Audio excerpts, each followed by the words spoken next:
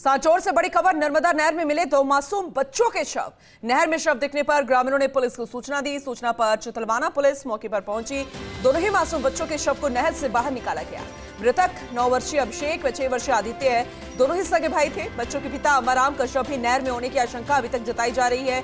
Police ग्रामीणों की मदद से नहर में चला रही है तलाशी अभियान। रात में पादरली से 2 बच्चों के साथ अंबाराम बाइक पर जा रहा था घर। बाइक अनियंत्रित हो गई, नहर में गिर गई और यह आशंका है फिलहाल सांचौर के चितलवाना थाना क्षेत्र के इमागुड़ा सरहद के पास की घटना। बेहद ही दुखद मामला। 2 मासूम बच्चों के शव मिले हैं नर्मदा नहर से और ऐसे में ये आशंका है कि उनके पिता का भी नहर में गिरने से उनकी मौत हो सकती है, यानी कि उनका शव अभी भी नहर में हो सकता है। सांचौर से बड़ी खबर, दुखद खबर, नर्मदा नहर में 2 मासूम बच्चों के शव मिले। नहर में शव दिखने पर ग्रामीणों ने पुलिस को इत्तला दी। सूचना पर चितलवाना पुलिस मौके पर पहुंच चुकी है। दोनों ही मासूम बच्चों के शव को नहर से बाहर निकाल लिया गया। मृतक 9 वर्षीय अभिषेक व 6 वर्षीय आदित्य है। दोनों सगे भाई बताए जा रहे हैं। बच्चों के पिता अंबाराम का शव भी नहर में होने की आशंका है। पुलिस ग्रामीणों की मदद से नहर में अब तलाशी अभियान चला चुकी है। रात में पादरली से 2 बच्चों के साथ अंबाराम बाइक पर जा रहा था। ऐसे में 2 बच्चों के शव तो मिल गए, लेकिन पिता का शव अभी भी नहीं बरामद हुआ है।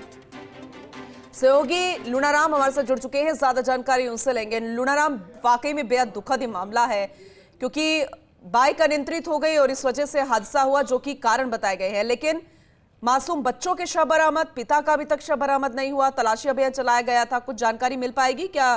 कुछ पता चल पाया? बेहद ही दुखद खबर है। सुबह दोनों बच्चों के शव नर्मदा नहर में ग्रामीणों ने जब देखे, जिसके बाद चितलवाना पुलिस को जानकारी दी गई और जिस पर चितलवाना पुलिस मौके पर पहुंची। ग्रामीणों की मदद से दोनों शव 9 वर्षीय अभिषेक और 6 वर्षीय आदित्य, दोनों सगे भाई है, दोनों के शव बाहर निकाल दिए गए हैं नहर से। और उसके साथ ही तलाशी अभियान ग्रामीणों की मदद से लगातार नर्मदा नहर में पुलिस है वो चला रही है, ताकि जो पिता अंबाराम है उनका शव भी बाहर निकाल दिया जाए। बताया जा रहा है कि रात में अंबाराम अपने 2 मासूम बच्चों के साथ में बाइक पर पादरली से जो उनका घर है देवड़ा में स्थित, वहां पर जा रहे थे।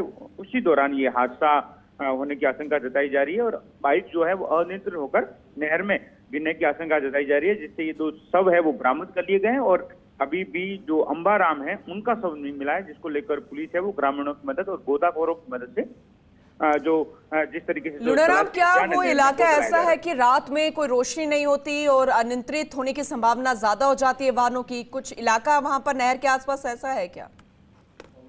जिस तरीके से इलाके और क्षेत्र की बात करें तो नर्मदा नहर के पास में रोड है, वहाँ लाइट की कोई व्यवस्था नहीं है। और ऐसे में स्थानीय ग्रामीणों के आवागमन के लिए नहर के किनारे रास्ते हैं, तो वहीं से आवागमन हो रहा था। और उसी दौरान रात में अंधेरे में बाइक अनियंत्रित होने की आशंका जताई जा रही है, जिससे बाइक जो है वो नहर में गिर गई आशंका ये भी है। और जिससे ये जो है वो तीनों की मौत हो गई होगी, जिसमें 2 शव तो निकाल दिए गए हैं। एक जो अंबाराम है उनका शव जो है वो अभी तक नहीं मिला है और बाइक भी अभी तक नहीं मिली है। तो ऐसे में पुलिस जो है वो नर्मदा नहर में गोताखोरों और ग्रामीणों की मदद से तलाशी अभियान चला रही है, ताकि अंबाराम के शव को भी निकाल दिया जाए और बाइक भी मिले, जिससे इस पूरी घटना को लेकर जो जानकारी सामने आई है वो पुष्टि हो सके कि बाइक के अनियंत्रित होने से यह हादसा हुआ है। जी ठीक है, आगे भी आपसे जानकारी लेंगे। फिलहाल आपका बहुत शुक्रिया लुनाराम।